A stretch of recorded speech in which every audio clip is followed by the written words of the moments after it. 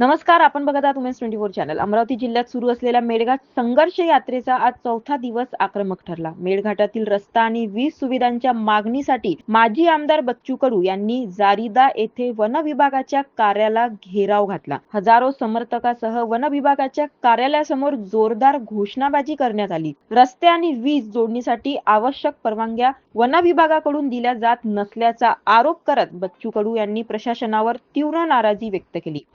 बैठका घेऊन प्रश्न सुटणार नाही, ठोस निर्णय झाला नाही तर आज रात्रभर आणि उद्या दिवसभर आम्ही इथेच ठिय्या आंदोलन करू, असा कडक इशारा त्यांनी प्रशासनाला दिला. मेळघाटातील आदिवासी बांधवांना मूलभूत सुविधा मिळाव्या यासाठी ही संघर्ष यात्रा सुरू असल्याचेही त्यांनी स्पष्ट केले. आंदोलनाच्या पार्श्वभूमीवर परिसरात मोठा पोलीस बंदोबस्त तैनात करण्यात आला असून परिस्थिती तणावपूर्ण असली तरी सध्या नियंत्रणात आहे. मेळघाटातील रस्ता आणि वीज सुविधांबाबत प्रशासन पुढे काय निर्णय घेणार याकडे आता सर्वांचे लक्ष लागले आहे.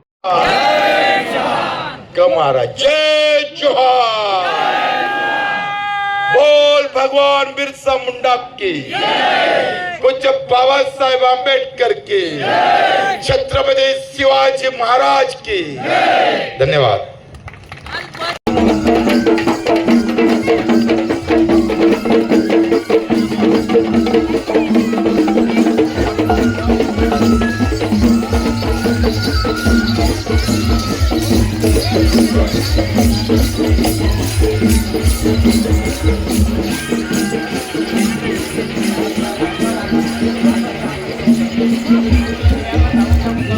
अशाच घडामोडीसाठी बघत राहा उमेश 24 चॅनल. धन्यवाद.